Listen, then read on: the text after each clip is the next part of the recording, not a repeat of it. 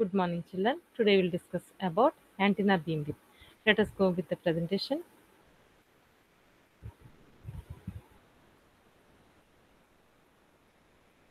Antenna beamwidth. So antenna beamwidth basically it is a measure of the directivity of the antenna. Already we have discussed about the directivity. So the measure of directivity of the antenna is nothing but the beamwidth. So here the antenna beamwidth it is an angular within degrees. So it is measured on a radiation pattern on a major lobe. So antenna beamwidth is defined as angular width in degrees between the 2 points on the major lobe of a radiation pattern where the radiated power decreases to half of its maximum value. So measurement of the antenna beamwidth is illustrated in the figure. Now let us see. So here these are the two figures. So antenna power pattern on in polar coordinates and antenna power pattern in the rectangular coordinates and logarithmic scale.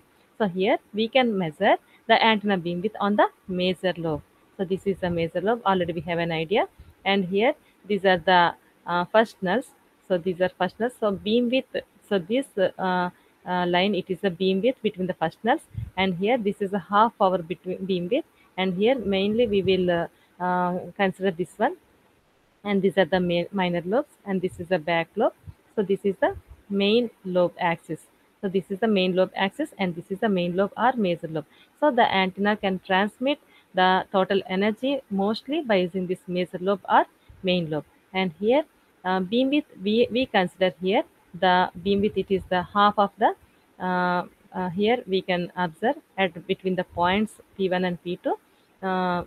So here at a P we will obtain the maximum power, and when it comes to the half of its main lobe, so at this particular between the points P1 and P2 we will consider the antenna beam width. So half power beam width we can say half power beam width. So here this is a beam width between the first nulls, and this is the antenna power pattern in the polar coordinates. Now let us see antenna power pattern in the rectangular coordinates and logarithmic scale.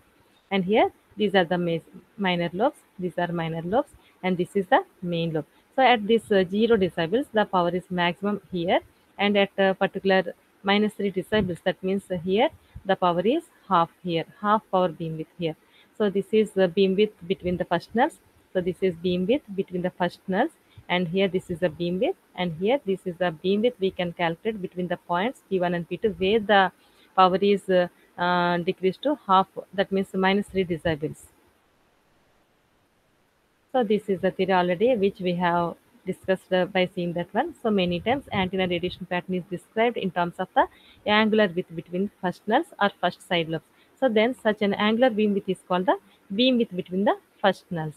So directivity, so we have the relation between the directivity and the solid angle omega A or beam area can be given as, so the relation between the directivity, solid angle omega A or beam area can be written as 4 d equals to 4 pi by omega A, or which is equals to 4 pi by b. So here beam is the beam area which is nothing but half power beam width in horizontal plane into half power beam width in the vertical plane.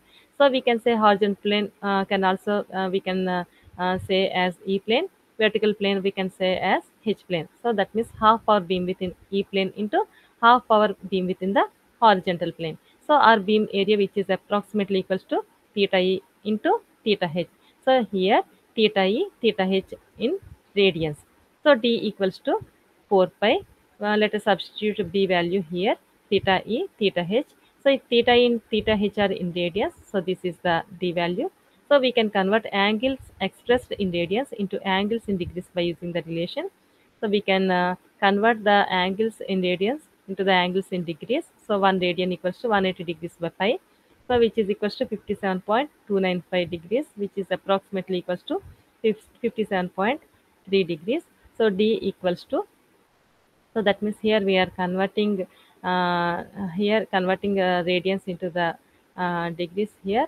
So already here we have considered theta E, theta H are in radians. We are expressing in terms of degrees by converting this one. So here, so 4 pi 57.3 whole square.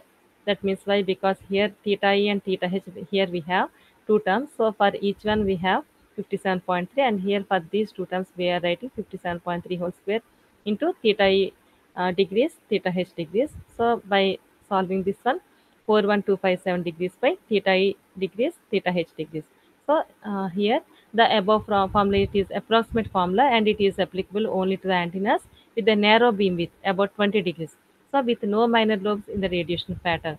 So the beam width of the antenna is affected by the shape of the radiation pattern, wavelength and dimensions. That means beam width can be affected by the shape of the radiation pattern, wavelength and the dimensions.